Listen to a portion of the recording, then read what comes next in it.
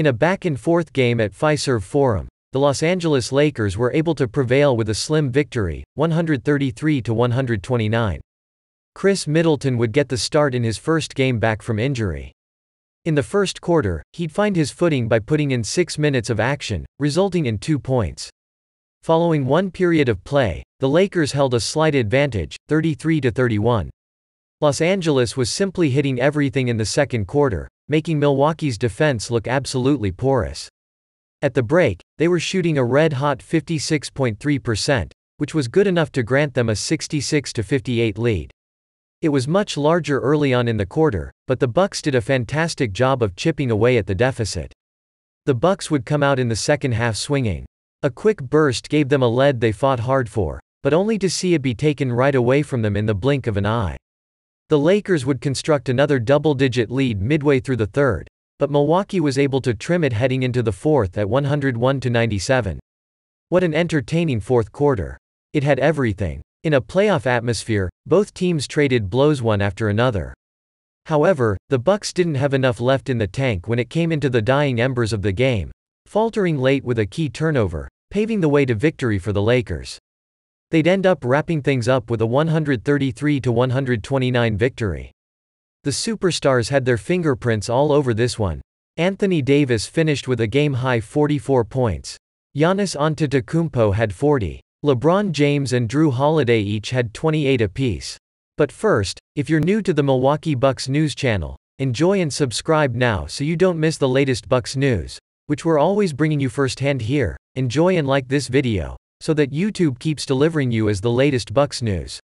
3 observations. Welcome back, Chris Middleton. In his pre-game presser, Mike Budenholzer told us that Chris Middleton would play between 0 and 48 minutes. That number ended up being 27 minutes. During that time, he'd register a compelling 17 points on 6 of 11 shooting. His three-point shooting didn't seem to falter, as he connected on 3 of his 4 attempts. It was surely a trial run for him in this one, and we'll likely see his minutes continue to rack up moving forward, but it was great to see him find his groove in such an easy manner. He'll continue to be the force to this Bucks offense that we know he can be. Did Anthony Davis turn the clock back or what? Man, oh man, was he an absolute menace. It really seemed like he brought out his vintage self, as he erupted for a game-high 44 points. The level of his game that impressed me the most was how clutch he was. Late in the game, he connected on a pair of threes that were absolutely massive for the Lakers. In his post-game availability, those were some of the moments that Bud mentioned were just backbreaking for the Bucks. Kudos to AD. In a span of years that has brought lots of frustration for him, he brought his A game tonight with a masterful performance. Milwaukee's defense had a rough night. Anytime your defense allows 133 points, you're likely in for a rough night, and that was the case for Milwaukee. Each quarter, the Lakers scored over 30 points, 33 in the first, 33 points in the second, 35 in the third, and 32 in the fourth. And that didn't rub Mike Budenholzer the right way. This was definitely an outlier for the Bucks, as we've seen all year how good their defense can be. Tonight though, that was not the case.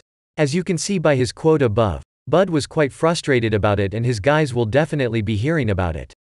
In Chris Middleton's post-game availability, he mentioned how the Lakers pick and roll frustrated the guys. The Bucks will have a chance to redeem themselves against the Hornets. Bonus Bucks bits. Bobby Portis got yet another double-double, coming off the bench with 15 points and hauling in 10 rebounds. He now has 13 double-doubles on the year.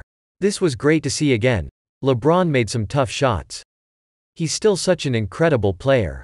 The force he exhibits on his drive still resembles a freight train, and some of those threes he hit. My goodness.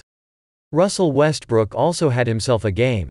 Coming off the bench, he registered 15 points and dished out 11 assists, a majority of them in the first quarter, which seemed to help set the tone for the Lakers the rest of the way.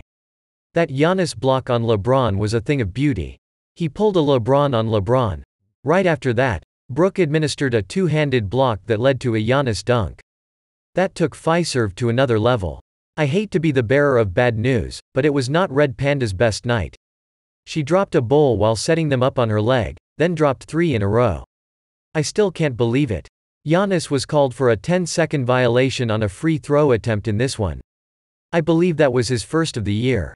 It'll be interesting to see if he changes anything in the coming games. Couple hits to the face. I know that I need time now. You gotta go and find my way. My name came up a lot, it sounds more when I was not around.